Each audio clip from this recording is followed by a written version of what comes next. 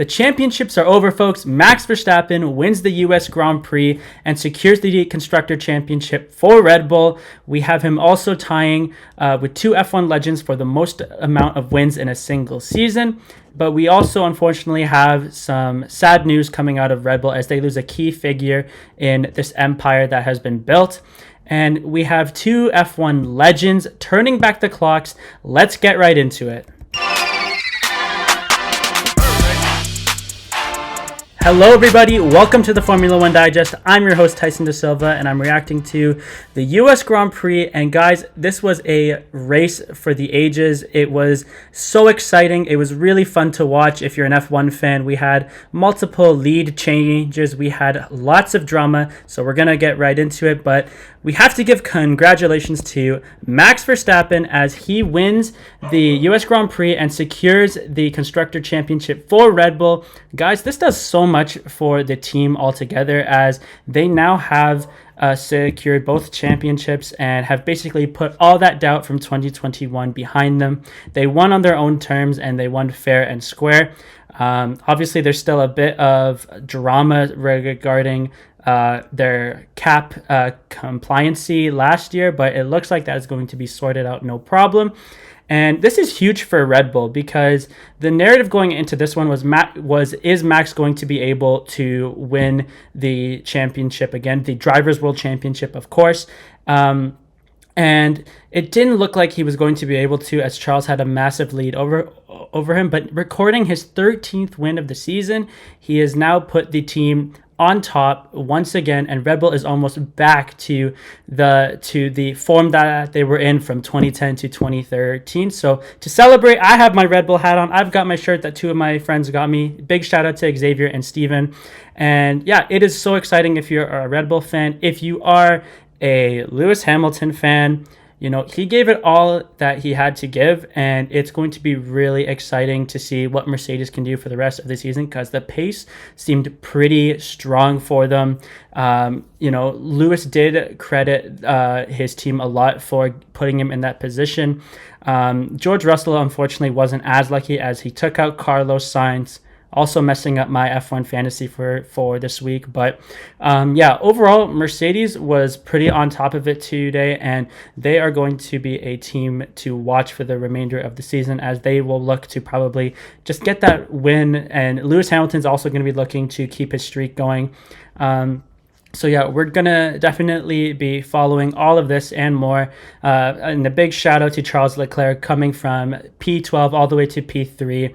An absolute battle, and the safety car really did help him. He had Sergio Perez kind of closing in on him towards the end, but it's going to be really exciting to see what the future holds for all these teams as we head into next year. It's going to be a whole lot more drama as the championships will be up for grabs once again around February or March.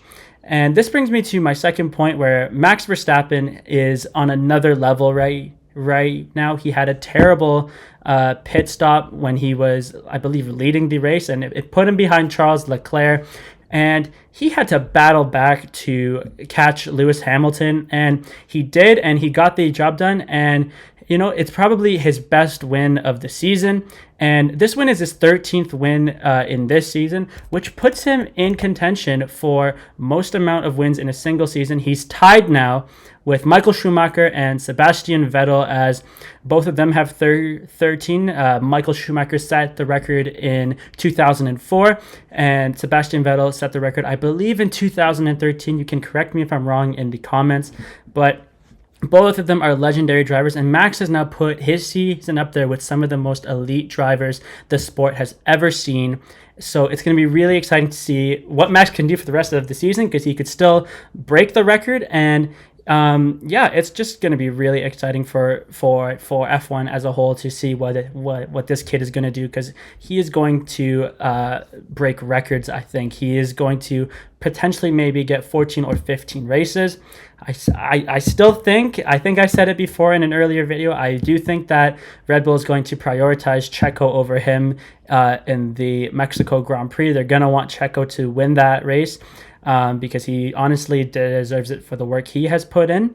So it's going to be really exciting to see what the future holds for just for this one altogether. And Red Bull's been on top of it for most of the year. They've obviously had their struggles at the start of the season, but what a turnaround for a season. And we look forward to seeing what they'll do for the rest of the season, along with the rest of the teams. And then moving on, of course, Red Bull had some unfortunate news regarding their co-founder Dietrich Mateschitz. If I'm mispronouncing that, I apologize.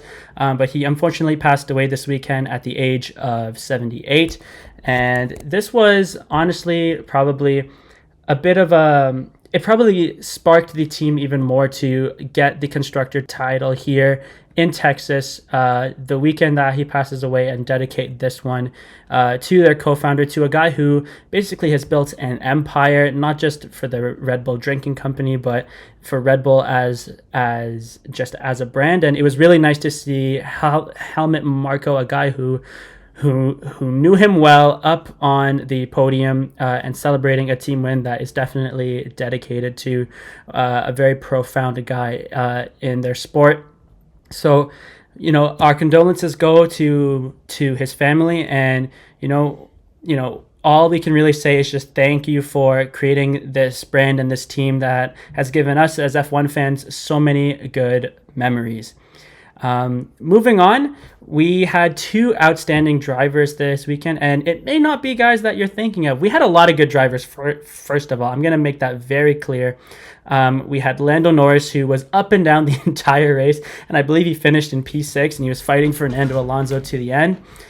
We had George Russell and Charles Leclerc, Lewis Hamilton, of course, but I gotta say that Fernando Alonso and Sebastian Vettel were two guys who seem to have turned back the clock by 10 years. And I believe that it was Martin Brundle who said on the broadcast that Sebastian Vettel looked like a man possessed in this race. He was pretty high up in the race for most of it, and then unfortunately had a terrible pit stop which put him out, but he absolutely went on a tear towards the end and finished in P9, very deservingly so. He honestly deserved more, but Aston Martin botched his pit stop. So it was so exciting to see Seb just fight for points and fight with guys. He obviously had another strong finish last race where he was racing until the end with Fernando Alonso. And that is the other guy that I'm choosing for probably one of the best drivers of this weekend, where he had such a crazy collision with Lance Stroll, where his car was literally up in the air. And it's crazy to think that he was able to continue after that. I thought he was retired.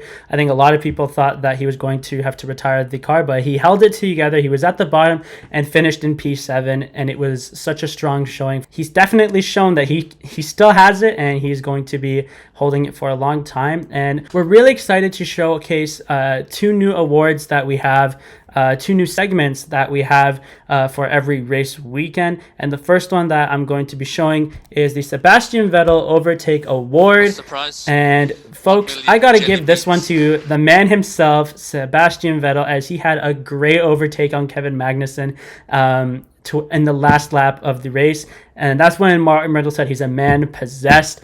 He showed so much heart there. And honestly, Seb was the driver of the day for me. He even led the race at one point.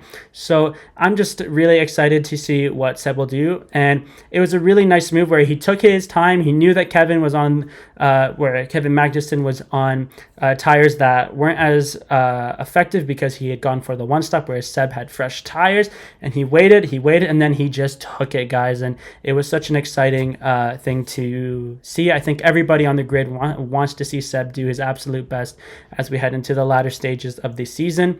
The second award is the Ferrari Strategy Special. No! And I gotta give this one, honestly, to Aston Martin and Red Bull, because I don't know what those two stops were. Those were probably the worst pit stops at the worst times for both of the teams. It wasn't necessarily a bad strategy because it would have positioned their drivers to be more successful, but it was just overall a terrible strategy. Another guy I got to give it to is McLaren. Daniel Ricciardo coming and I believe last place is terrible for him.